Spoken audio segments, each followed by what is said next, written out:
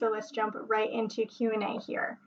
The first question we've got is, you've shown that distal and proximal resistance can increase function. So which is better and where do you start? Yeah, that's such a good question. And I think to tell you the truth, I think it's a both and.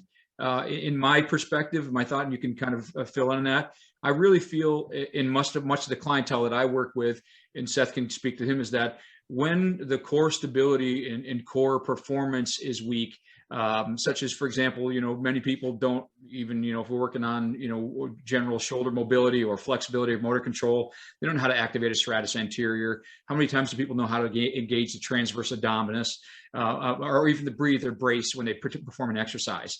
And so many times that's the most difficult thing. So I in my practice, like to work on first engaging proximally and then moving to distal motor control. Not that that's not the end all to be all, because I think there's variations in that. But I think when we take a look at that foundational first, it's like getting the gross motor movement going, proprioceptive foundational input. That's going to help that distal motor control better in the long run. Seth, what do you think about that? Yeah, no, I think that's a smart approach. I think people need an approach. And that's a good one, starting proximal and getting that stability and functional stiffness and moving distally. But it also, I'm also a big fan of it depends, right? Mm-hmm. Like right. We've got to take a look at what we have for the individual and what they need. And, we might be looking at stabilizing in a different area, mm-hmm. And then creating movement. So it just depends on what the individual is doing. But I think from a foundational standpoint and a programming standpoint, what Jim is saying is, I agree with that. I think just like what you said there, Seth, too, is again, this is where the skilled clinician or the skilled trainer comes into your overall assessment intake and say, where do I have to start? And what meets the need? Just like Seth said a second ago, what's the needs for this particular client that they're trying, what is their goals and what are we trying to have them achieve first? So. Awesome. Thanks, guys. Next question we have is, in the examples you showed, so the videos you had in the presentation, how much resistance were you applying to the stable body part, so to stabilize with the vector? Yeah, that's a good question. So that depended on the exercise. For example, the exercise where he had the torso strap on, he was going through that motion with the arm, shoulder flexion. He had that. It was either on level 2 or level 3 with the heavy. So he had, I'm going to say, probably about 70 pounds of resistance on the trunk, which again, for him, it made the exercise of moving the arm feel a lot easier because he was so grounded. He was being pulled down, pulled towards the resistance. And it really forces what we talk about as practitioners, bracing. It forces him to brace. He's got to brace. He's got to stabilize himself. His axial skeleton is completely stable. He's got a lot of functional stiffness or stability, and that really improved the function. And I think too, if you remember Seth with him, there's a couple times we had to increase the resistance because of his development. I mean, Chris, and I know you guys were all checking me out. You weren't looking at Chris at all. Chris is a IFBB pro, bodybuilder. He trains, that's his, and he's a personal trainer, nutrition specialist. So he's really a specimen where he's really, he's got a lot of dense muscle belly. So we really had to add some significant resistance to him in order to get that output. Some of our patients who that we serve are maybe more deconditioned, or maybe they're not in that trained setting, that we may have to add much less resistance in order to get that change. So again, it's a variable amount, I would say. Yeah, with the athletes, we typically need some significant resistance to get the application to work. Where what Jim is saying is, completely true. I mean, look, with the vector, you can get somebody set up with 10 pounds of resistance, or you can get them set up with over 100 pounds. So right. Really, you got that versatility to be able to appropriately apply the resistance for what you're working with. Yeah, I think that's a really nice feature that both systems kind of deliver really well, right? Not only that mobility, but the customizability, mm-hmm. right? With the electrode placement, with the resistance customizability. Absolutely. You guys talked a little bit about the proprioceptive cues from vector and how that kind of helped to anchor. Were there any kind of increases in awareness activation that you saw by supplying Chris with the visual feedback from mTrigger? I think we saw in a couple of times as I was holding the camera there for him in order for him to see that, it made it easier for him to, again, as Seth has mentioned earlier, is that he became more grounded. When you added, he was able to see those bars go up into the green when he was trying to activate that motor recruitment or motor unit, trying to recruit those fibers. But when we started to add that resistance in different planes, he was able to, again, by stabilizing that centrally, he was able to actually, I think, feel again proprioceptively better and activate those motor units than he was without that. So I think that the visual cue itself gave him a better feedback, and again engaged again not just the motorically, but also the cognitive component. Said, well, I'm really going to try to feel this. I'm going to try to engage that in a different way than you would do it normally without any visual feedback from a surface EMG unit like the mTrigger. Yeah, and I think the proprioceptive challenge that's provided by the resistance of the vector in that situation, talking about the transverse plane on the trunk pulling him, that feeling more grounded, I think we have a kind of a couple layers of awareness going on here. One, that sensory system awareness, right? The sensory system is super fired up now. Like when you put that on and now you're going to stand in position, I think your awareness automatically is going to go up because the sensory system's going crazy. And you're, not that you're registering all of that, but it is creating a higher level of conscious awareness for you when you're doing the exercise. So I think you can link up a little bit better with that cognitive side of awareness of the muscles that you're trying to activate, because you're not confused about what's going on in the rest of your body. Right. Yeah, that's a great point. There was actually a question, and I think you guys kind of just answered, that's kind of talking about repeating the exercise without the vector after doing it with the vector. So asking about kind of carryover of motor learning, which I think we probably see with both products, right? They're both very focused on stuff, like you just said, kind of integrating the entire system. That's kind of the whole point. Yeah, one of the things that you always want to make sure to do is to move what you mobilize, just like anything else, whether you're doing manual therapy, whether you're adding proprioceptive input to a particular movement pattern, or whatever you're trying to do. When you reestablish that normal movement pattern through corrective exercises or whatever you're trying to do, is engage, as Seth said multiple times throughout the presentation, engage that system again in order to relearn that more normal movement pattern. Whether you're using tape tools, whatever you're going to be using, biofeedback, resistance in various vectors, again, is we want this to transfer that transferability out into ADLs, basic living skills. Everyone's, they want to be able to, get in and out of the car without pain, up and down stairs, exercise.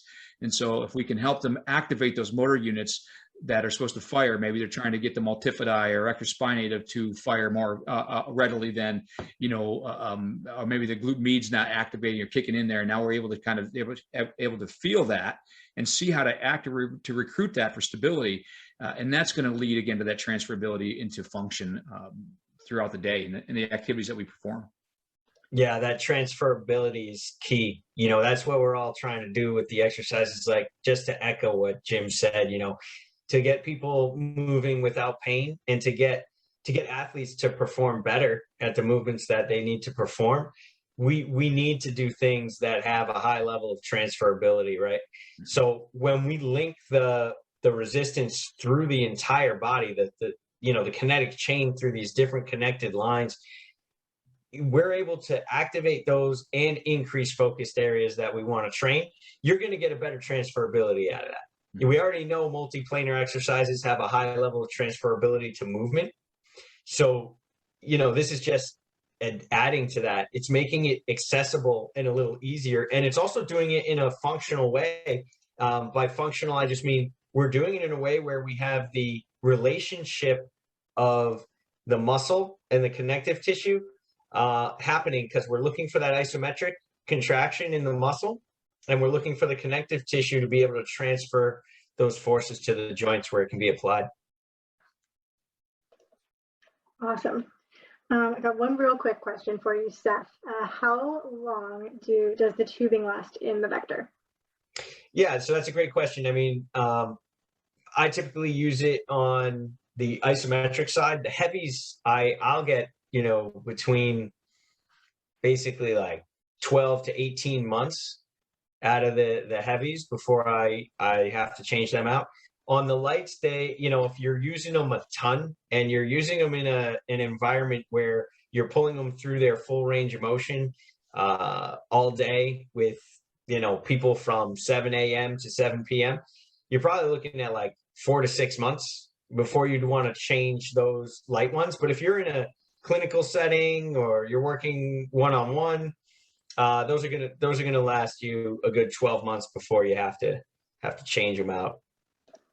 Good stuff. All right, last question for today.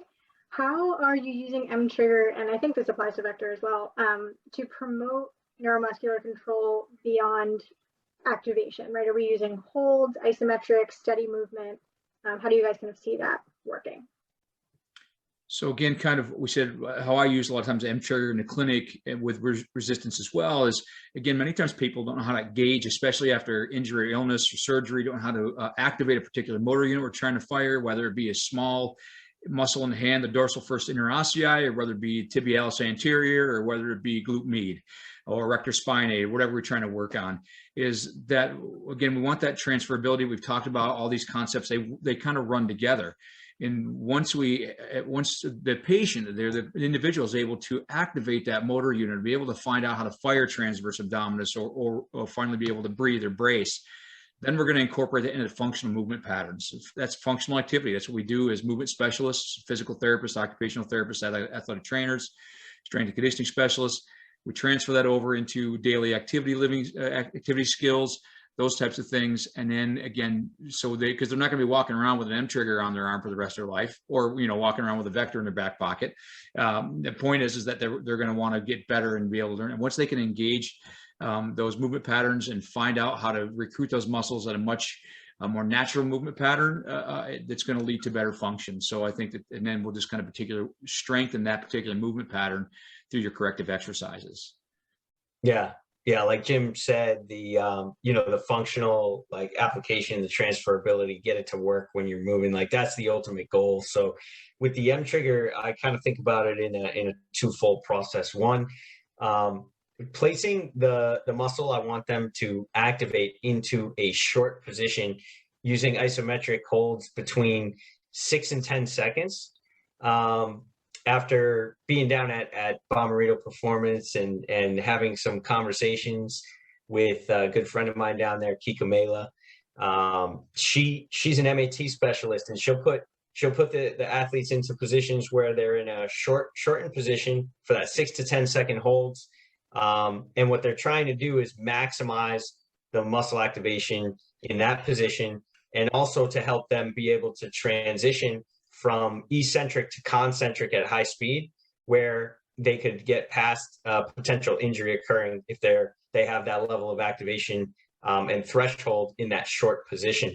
So using the mTrigger in a way to kind of maximize the activation in a short position of an area that I want to integrate into a movement, and then have them perform the movement, check out biomechanically how that movement looks, come back, reassess, see what kind of activation levels we still have.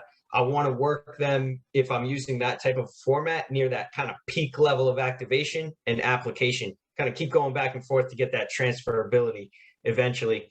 And then the second way on that front would be using longer isometrics, where I'm looking to actually kind of see like a 30-second isometric where I'm looking for fatigue, a little bit of fatigue in the muscle, and I'm looking in more of a neutral or a long position. And the reason I'd be doing that is because once I know some fatigue is starting to set in, if I was having pain like through a tendinopathy type of a thing, and I can create tension, it's going to be at that point where it starts getting fatigued, where that tissue is going to start to realign itself with the rest of the tendon and be able to pass force through it again. So if I can use the mTrigger in a way to maximize activation on those short position, shorter isometric holds, and then on those longer isometric holds in longer positions to kind of treat the tendon's ability to pass force through it. So those are really the two main ways that I use it. And I have to give credit to my friend Eric Keene as well on that. I had a good talk with him on the isometrics and kind of sorting this out and figuring out the best ways to be able to apply this. But the layered contractions and stuff, man, they've made a big difference for me personally and for my clients as well. So this is really cool stuff. Very cool. All righty, we are going to call it there for today.